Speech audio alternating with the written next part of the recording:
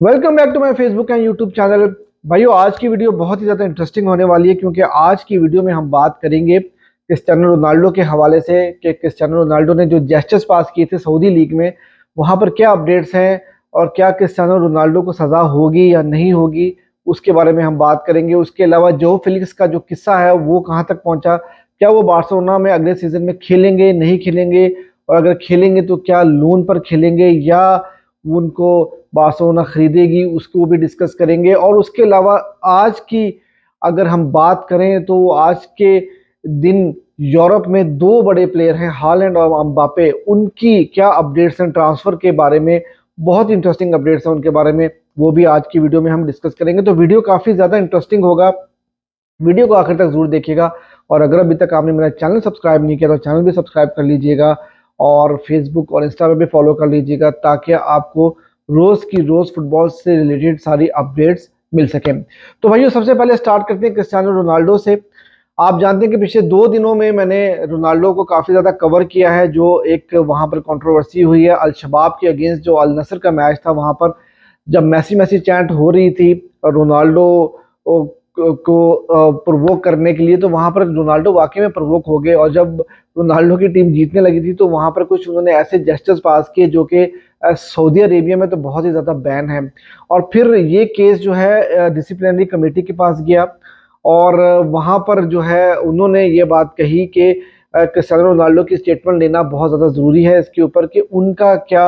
इसके ऊपर point of view है जो उन्होंने जेस्चर्स पास किए। अब इससे पहले मैं आगे जाने से पहले मैं आपको ये बताता चलूं कि अभी कल की जो मैंने वीडियो बनाई थी तो वहां पर मैंने आपको बताया था कि इंग्लिश मीडिया, जहां पर डेली मेल एक बहुत ही रिप्यूटेड न्यूज़पेपर है, वहां पर उन्होंने ये खबर दी थी कि रोनाल्डो जो है उनको 2 मैचेस का बैन हुआ है और मॉनिटरी पेनल्टी भी उनको लगी है। और उन्होंने रेफरेंस दिया था सऊदी मीडिया का, लेकिन अभी तक सऊदी मीडिया में इस तरह की कोई ऐसी न्यूज़ नहीं आई। और आज ये न्यूज़ आई थी कि भैया रोनाल्डो भाई जो हैं उनको डिसिप्लिनरी कमेटी ने बोला कि भाई आप स्टेटमेंट दें और आप बताएं कि आपने ये जो जेस्चर्स पास किए थे आपका उसके ऊपर क्या पॉइंट ऑफ व्यू है। तो वहां पर रोनाल्डो ने जो अपना पॉइंट ऑफ व्यू दिया, उन्होंने कुछ ऐसा पॉइंट ऑफ दिया कि भाई हम मैच जीत रहे थे और मैच जीतने की खुशी में जो है वो मैंने ऐसे जेस्चर्स पास किए। और इस तरह के जेस्चर्स जो है वो पास करना यूरोप के अंदर जो है वो कोई बुरा नहीं समझा जाता। और वो रिस्पेक्ट करते हैं बाकी के जितने भी क्लब्स हैं उनकी,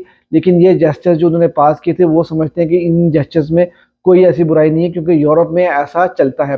अब देखना ये होगा कि क्या सऊदी जो प्रोफेशनल लीग है उनकी जो कमेटी है, डिसिप्लिनरी कमेटी है, क्या वो इस चीज़ को मानते हैं कि नहीं मानते हैं, और क्या इस स्टेटमेंट के बाद भी रोनाल्डो को सज़ा होगी कि नहीं होगी, ये आने वाले कुछ दिनों में पता लगेगा। अब दूसरी खबर के ऊपर चलते हैं। जो फिलिक्स के बारे में आप जानते हैं कि बार्सिलोना के लिए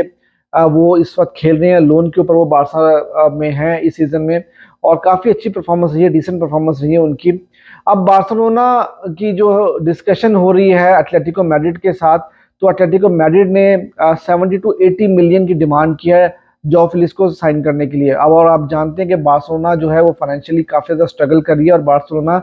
नहीं साइन कर सकेगी जॉ फिलिक्स को इतनी बड़ी अमाउंट में। तो इसलिए बार्सिलोना ये कंसिडर कर रही है कि जॉ फिलिक्स को बारसा एक और सीजन के लिए लोन के ऊपर लेकर आएगी और एटलेटिको मैड्रिड के साथ वो निगोशिएशंस उनकी जो है वो चलेंगी। और देखना ये होगा कि क्या टर्म्स एंड कंडीशन बैठती हैं, क्योंकि आप जानते हैं कि जो फिलिक्स का सिम्यूनी के साथ और एटलेटिको मैड्रिड के ड्रेसिंग रूम में काफ़ी ज़्यादा जो है वो इश्यूज चल रहे थे और जो फिलिक्स बिल्कुल भी खुश नहीं थे। और आप पिछले सीजन के आखिर के कुछ गेम्स अगर आप देखें तो वहां पे जो फिलिक्स को बिल्कुल भी नहीं खिलाया जा रहा था और सिम्यूनी ने बिल्कुल इग्नोर किया हुआ था उनको।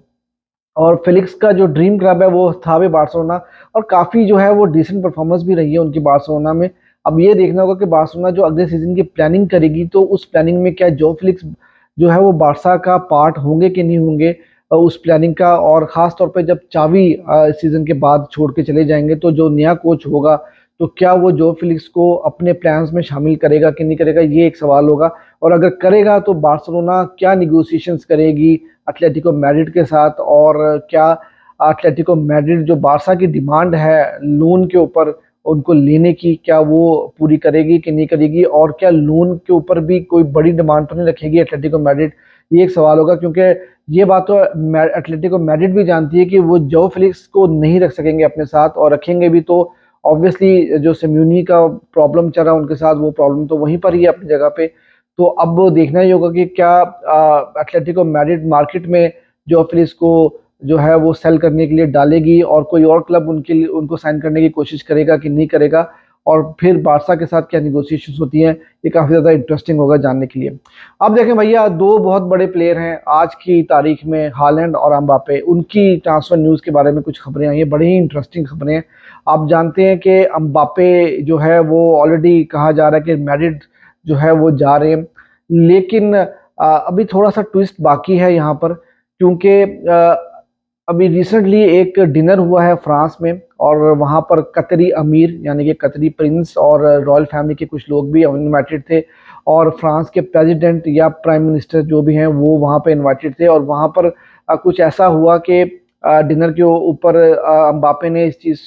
को अभी तक कंफर्म नहीं किया कि उन्होंने रियल मैड्रिड को ज्वाइन ऑफिशियली कर लिया है, या उनके साथ जो भी उनका एग्रीमेंट है वो साइन हुआ कि नहीं हुआ। तो वहाँ पर कोई भी बात जो है एम्बापे ने नहीं कही है। और साथ ही वहाँ पर जो पीएम थे फ्रांस के, उन्होंने एम्बापे को कहा कि आप हमें काफ़ी ज़्यादा मुश्किल में डाल रहे हैं। एक बात आपको बताता चलूँ कि 2022 में भी एम्बापे और रियल मैड्रिड के दरमियान जो है वो निगोशिएशन चल रही थी, तो वहाँ पर जो फ्रेंच प्राइम मिनिस्टर हैं उन्होंने काफ़ी ज़्यादा इंपॉर्टेंट रोल प्ले किया था एम्बापे को पीएसजी में रोकने के लिए। और आप जानते हैं कि पीएसजी को ओन करती है कतर की जो एक फैमिली है, रॉयल फैमिली है, वो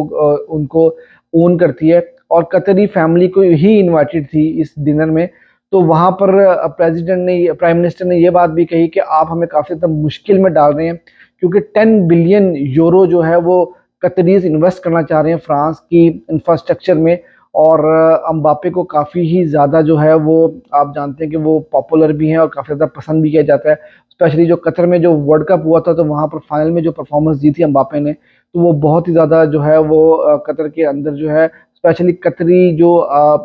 रॉयल फैमिली है वहाँ पर उस चीज़ को काफ़ी ज़्यादा सराहा जाता है। तो अब देखना ये होगा कि क्या दोबारा से जो है ये जो फ्रेंच गवर्नमेंट है, या फ्रेंच गवर्नमेंट के जो रिप्रेजेंटेटिव हैं, वो क्या एम्बापे को रोक पाएंगे पीएसजी में, और क्या कतरी जो रॉयल फैमिली है वो एम्बापे को कन्विंस कर पाएगी कि नहीं, ये एक सवाल होगा। और दूसरी चीज़ ये भी कही जा रही है कि एम्बापे जो है वो काफ़ी ज़्यादा कूल एंड काम है, वो अभी तक कोई बात नहीं कर रहे हैं इस चीज़ पे, और उन्होंने माइंड जो है वो बना लिया हुआ है कि वो रियल मैड्रिड को ही ज्वाइन करेंगे। तो अब ये आने वाले टाइम में ज़रा इंटरेस्टिंग चीज़ें होंगी, देखना पड़ेगा कि वहाँ पर क्या होता है, और क्या एम्बापे जो है वो वाकई अपने डिसीजन के ऊपर स्टिक करते हैं रियल मैड्रिड ज्वाइन करने के कि नहीं करते।